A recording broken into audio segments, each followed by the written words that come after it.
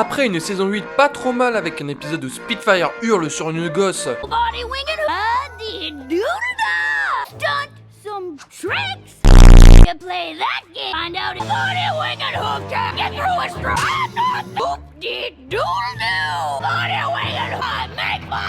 qui a totalement changé mon classement des meilleures choses de l'univers, Hasbro nous balance un épisode spécial Noël qu'ils ont sorti pour Halloween. Et comment dire, il y a pas mal de choses à dire.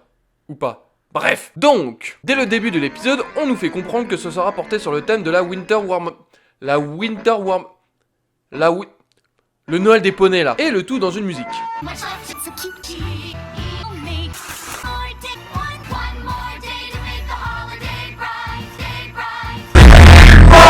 Évidemment que j'allais en parler, merde. Le problème étant, je ne sais pas par quoi commencer tellement j'ai de choses à dire sur ces 3 secondes de passage. Surtout que j'en suis à 4 pages où je ne fais que de hurler ma plus profonde rage, mais on va récapituler. Depuis l'épisode Heartbreaker de la saison 5, on sait donc que la famille Apple et la famille Pie, parce que tarte pomme bâtard, ont des liens de famille. Et donc que Big Mac et Marble Pie sont donc cousins, même s'il y avait des sous-entendus comme quoi ils s'apprécient beaucoup, vraiment beaucoup, que le fandom a bien sûr interprété comme il faut. Mais ça reste un délire d'internet que la série a rendu sérieux avec ce plan. Il n'y a aucune putain de chance pour que Marble Pie soit malheureuse qu'elle ne puisse plus passer de temps avec son cousin juste pour lui raconter sa vie ou jouer aux billes. Ça tombe bien parce que les billes c'est comme... Ta gueule. Non, la seule explication possible est que si ça fait si mal pour Marble Pie de voir Big Mac en aimer une autre, c'est que...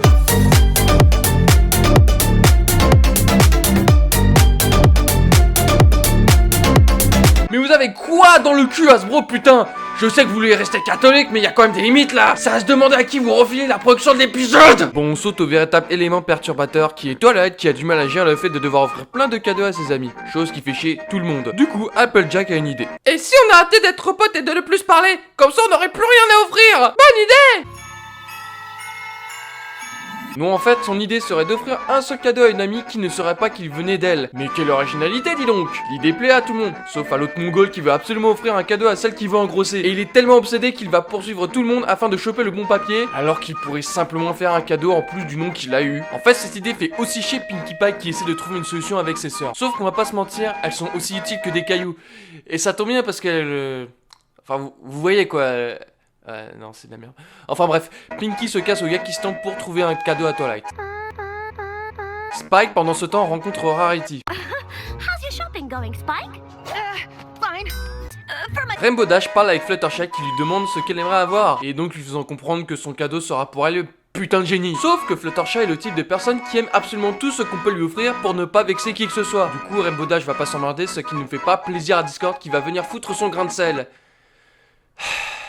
C'est même plus drôle. Dans absolument tous les épisodes où il apparaît, c'est juste pour foutre la merde. Et ouais, je répète ce que dit DWK, mais qu'est-ce que vous voulez que je vous dise d'autre? Vous croyez vraiment qu'il va se contenter de guider le choix de Rainbow Dash et lui offrir un cadeau lui-même sans devoir passer par une autre? Spoiler! Oh, goodness, no.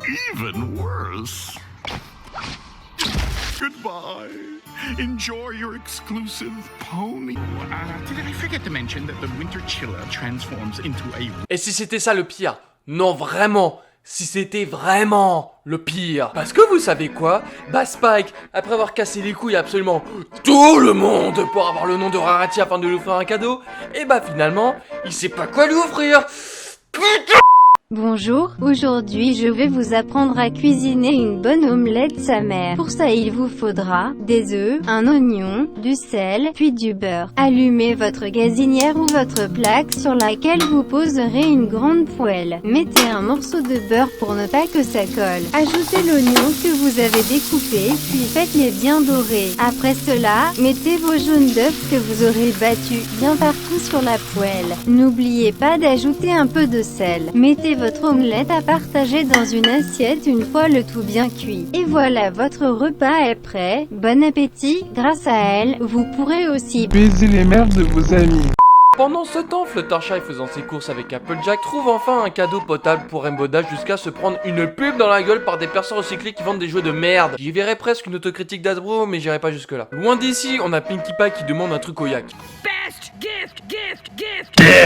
Sauf que le chef lui dira qu'elle trouvera rien ici, mais dans les montagnes loin de là. En gros, arrête de nous les briser, va voir ailleurs, bordel. Rarity, quant à elle, va pour chercher un colis. Mais bien sûr, c'est Derpy, plus débile que jamais, qui lui dira qu'elle a d'abord envoyé son colis direct chez qui elle voulait l'offrir, mais qu'en fait elle s'est plantée. Bah oui, c'est bien connu, dans tous les dessins animés, les persos qui derpent sont forcément abrutis.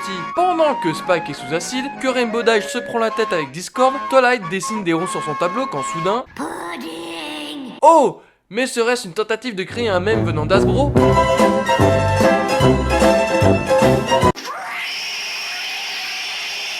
Après avoir fait ses courses, Agi va montrer à Fluttershy ce qu'elle va offrir à Spike, ce que fait également Fluttershy. Be the Heartswarmer doll. J'aime être serré contre une grosse poitrine. Et tandis que Toilette était en train de préparer le pudding, son frère et sa belle-sœur débarquent avec mais c'est quoi cette horreur? Non, sérieusement, je peux pas raconter ce qui se passe pendant cette scène, tellement cette chose me rend confus. Enfin bon, tout ça c'est rien comparé à Pinky qui parcourt des sommets enneigés sous la tempête à dos d'ours juste pour rencontrer des reines qui savent tout à l'avance avec des pouvoirs magiques qui vont lui donner un Ex machina. nique bien ta mère. Et tandis que Applejack et Fluttershy arrêtent les deux chinois de faire des contrefaçons, que Rainbow Dash trouve le cadeau que Discord veut offrir à Fluttershy, que Spike fait de la merde, clairement, comme d'habitude, Twilight tente encore de faire son pudding alors que son frère se fout de sa gueule pendant que l'autre est en train de le ruiner. Tout va bien se passer.